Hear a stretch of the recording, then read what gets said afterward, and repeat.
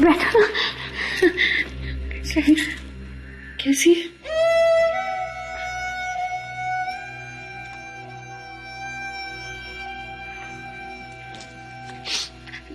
नमस्ते जीजा जी। नमस्ते, कैसी हैं आप? जी जी ठीक हूँ।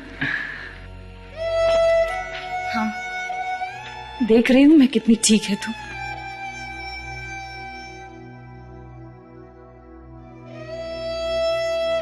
नहीं दीदी, सचमुच पहले से बहुत ठीक हूँ। वेरी गुड, लेकिन इसका मतलब ये नहीं कि आप आराम ना करें। आपके लिए रेस्ट करना बहुत जरूरी है और साथ ही खुश रहने की कोशिश करें। खुश रहने से सारे प्रॉब्लम्स अपने आप सॉल्व हो जाते हैं, राइट? जी, आप दोनों को यहाँ देखकर मुझे बहुत अच्छा लगा।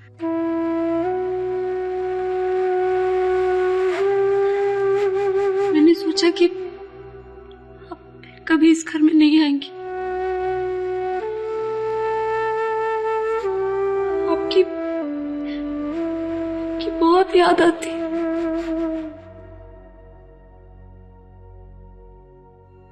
मुझे लगता है आप दोनों बहनों को अब अकेले छोड़ देना चाहिए। तो ज्योति, मैं बाहर हूं।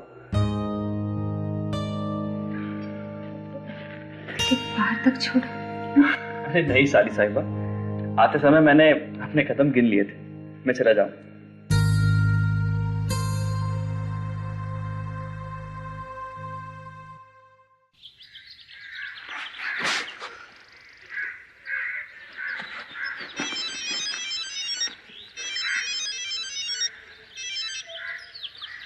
हेलो हेलो दीपू, बेटा तू कहाँ है?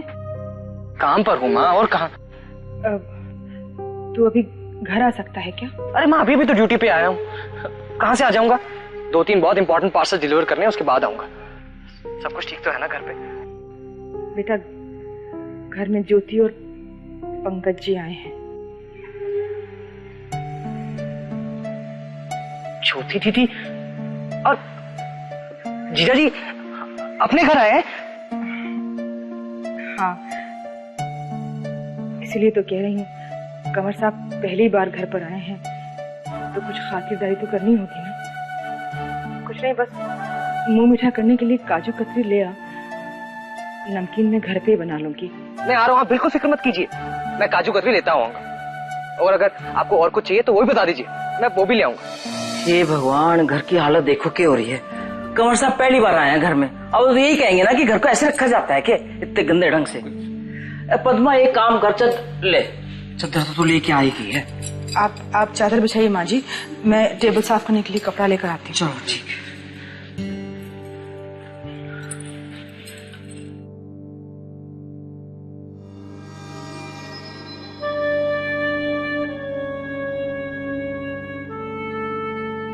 क्या मैं आप लोगों के साथ बैठ सकता हूँ? हाँ बेटा, क्यों नहीं, आओ।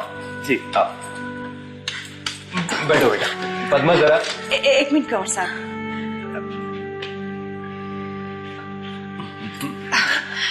बैठो बेटा, बैठिए। बैठिए। हाँ।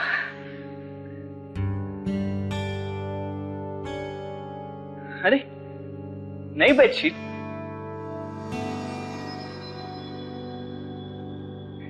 कौन से रंग की है? पीला रंग है बेटा, छोटे छोटे फूल भी हैं। वैसे दादी, पुरानी बेडशीट भी अच्छी थी।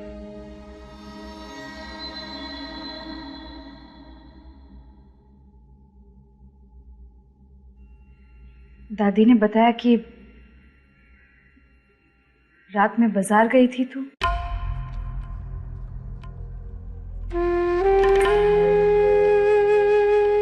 मत किया कर ऐसा सुधी। घर में अपनों से ठीक तरह बात नहीं कर पाती तू, जरा जरा सी बात पर डर जाती है, रोने लगती है। फिर अकेले बाजार जाने की क्या जरूरत थी, वो भी रात में? जानती है ना आजकल क्या क्या हो रहा है, फिर भी सुधी दूसरी ज्योति बनने की कोशिश मत कर तू। सिवाय दुख, धोखे और तकलीफ के कुछ नहीं मिलेगा तुझे।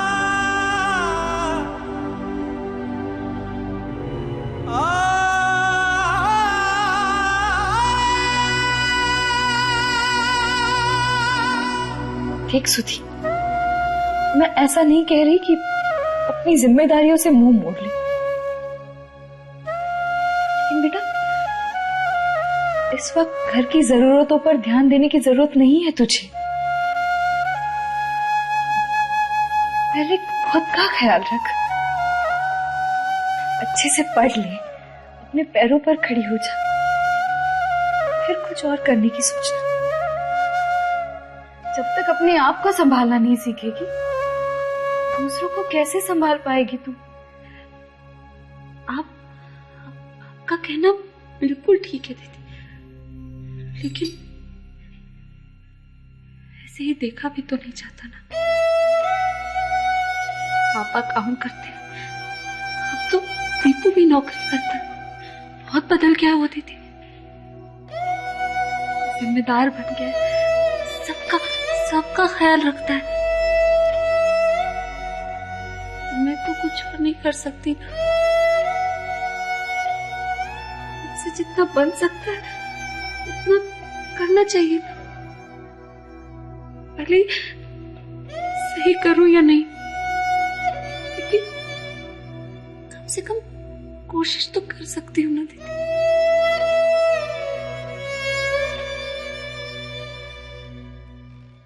यू नो अंकल, ज्योति ने हमारे घर आते ही सबको अपना बना लिया है, जैसे बहुत पुराना रिश्ता हो हमारा।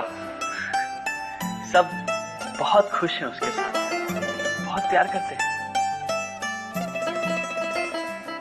और क्यों ना हो, बड़ों का आदर करना, छोटों से दोस्ती करके प्यार से बात करना बहुत अच्छे से आता है ज्योति। और इस सब के लिए मैं आपको बधाई देना चाहता हूँ, कि आपकी परवरिश की वजह से ही तो ये सब हुआ है।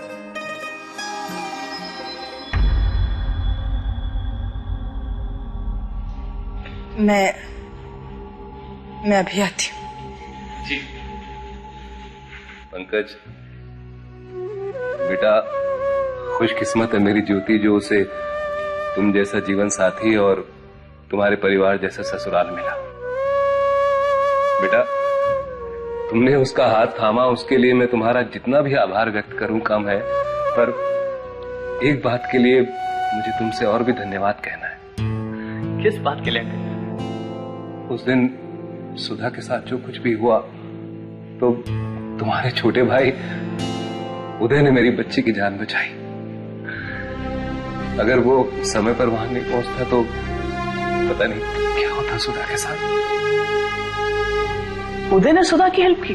हाँ बेटा, छोरी को वही तो लेके आया था घर में। ये तो बहुत बहादुरी का काम किया है उदय ने।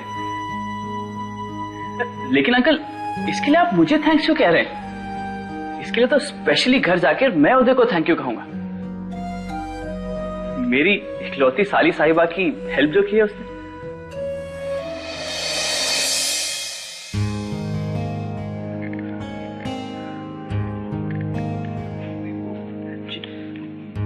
इतनी जल्दी?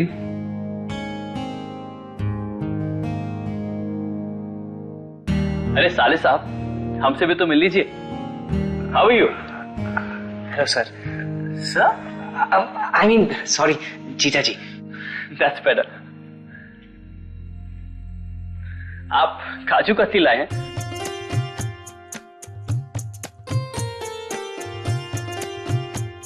लेकिन अंकल, इन सब चीजों की क्या जरूरत थी?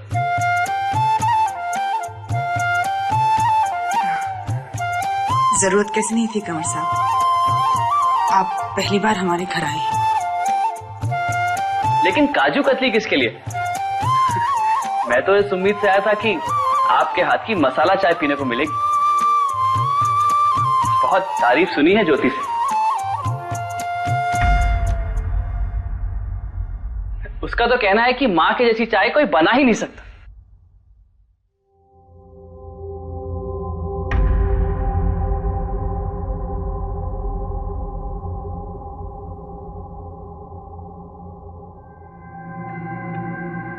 जी मैं अभी आपके लिए लाती हूँ। मैं ज्योति दीदी से मिलके आता हूँ। आगे से अपना ख्याल रखना।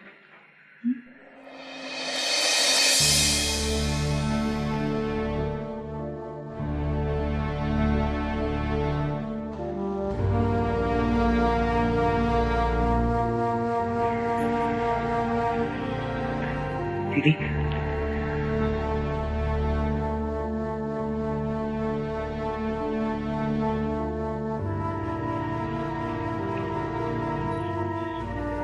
कैसा है तू दीपू? मैं ठीक हूँ दीदी। और तेरा काम कैसे चल रहा है? दीदी काम बहुत बढ़िया चल रहा है। मैनेजर साहब ने कहा है कि अगर इस तरह मन लगा के काम करता रहा तो बहुत जल्द इंक्रीमेंट भी मिल जाएगा। और फिर तेरी पढ़ाई का क्या? दीदी पढ़ाई तो अब प्राइवेटली ही कर पाऊंगा ना। मैंने कुछ लोगों से बात कर रखी है। दीदी सिर्फ बात नहीं की इसने, ये किताबें भी लेकर आया है।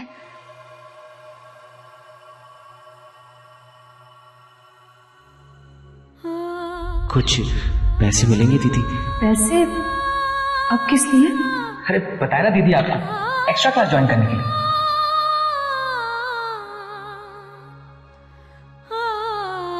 इस वक्त नौकरी की जरूरत समझ सकती हूँ मैं,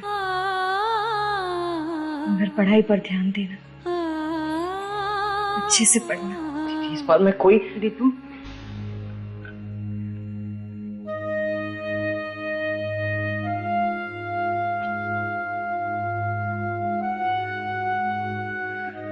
पानी नहीं चाहिए मुझे।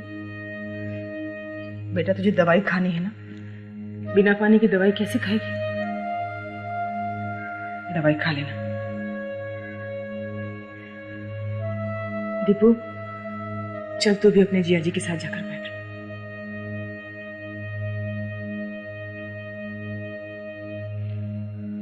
दीदी आप भी सुधा को लेके बाहर आ जाइए।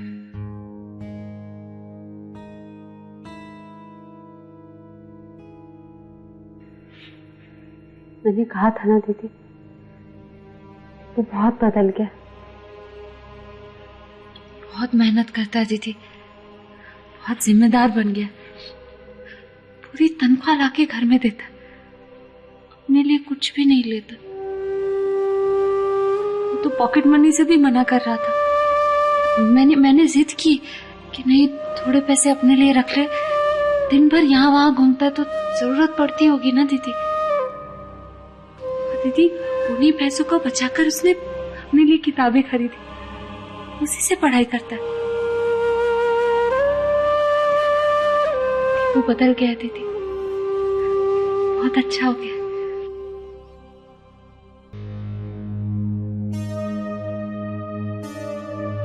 दीपू तू जा मिठाइयाँ ले जा, मैं चाय लेकर आती हूँ।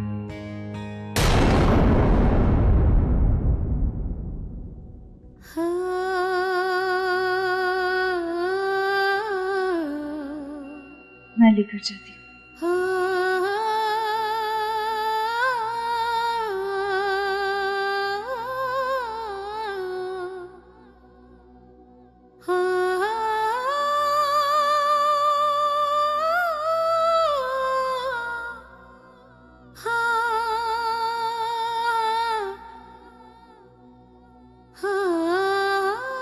अच्छा ठीक है, अब ये बिछिया तू ही पहनेगी एक दिन, शादी वाले दिन दूंगी तुझे।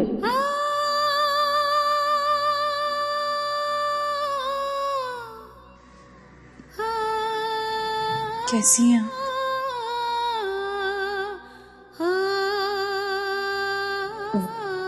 वहां उस घर में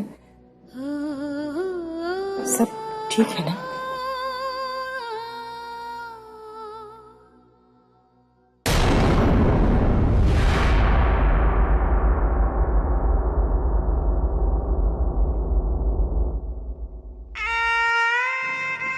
तो वहां अपनी ससुराल में खुश तो है ना?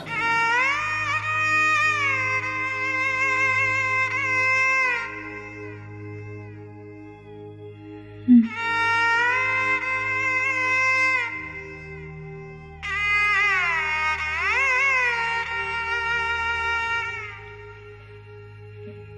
चाय ले जाती हूँ। एक बिजनेस फैमिली से होकर भी ये बिजनेस कभी समझ में नहीं आया मुझे। मेरा छोटा भाई है ना उदय, उससे बहुत समझ है। घर का बड़ा बेटा हूं, इसलिए एक कुर्सी और बड़ी पोजीशन दे दी गई है मुझे। लेकिन मेरी दुनिया तो मेरा कॉलेज, मेरे स्टूडेंट्स और इंग्लिश लिटरेचर है। और हाँ, अब ज्योति। मैं भी लिटरेचर का स्टूडेंट रहा हूं बेटा, पर मैंने हिंदी साहित्य पढ़ा है। लिटरेचर तो लिटरेचर है अंकल, चाहे वो किसी भी भाषा में क्यों ना हो। मैंने भी हिंदी साहित्य पढ़ा है और मैं कह सकता हूं कि आपको भी इंग्लिश लिटरेचर की काफी नॉलेज होगी। हाँ बेटा, पढ़ा तो है मैंने भी काफी।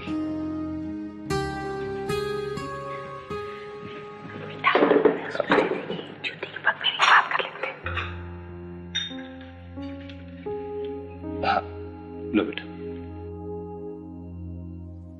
पंकज जी, चाय।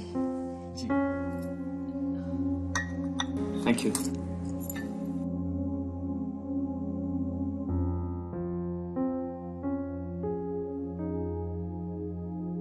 ऐसे क्या देख रही बेटा? आप पहले से बहुत बेहतर लग रहे हैं। बेटा, तू रोज सुबह घुमाने ले जाया करती थी, फिर एक्सरसाइज, फिर फिजियोथेरापी, कुछ तो असर ही होगा ना। हाँ, तेरे जाने के बाद ये ड्यूटी सुधा ने ले ली है। मैं कभी आलस भी दिखाता हूं ना, पीछे पड़ जाती पर लेके जरूर जाती है।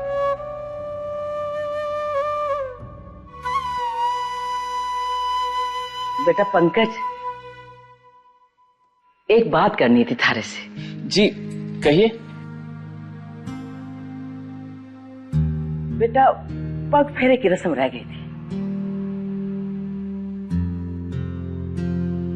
वैसे तो बेटा हम कुछ नहीं कर पाए, लेकिन पग फेरे की रस्म हो जाएगी ना तो बेटा मन को बड़ी खुशी मिलेगी। नहीं, अगर आप बोलेंगे तो। अरे दादी, आप ये कह के मुझे शर्मिंदा कर रही हैं। आप जो करना चाहती हैं वो कर सकती हैं। तो ठीक है बेटा, मैं दीपू को भेज दूंगी। जी नहीं दादी, पग फेरे रस्म की कोई जरूरत नहीं।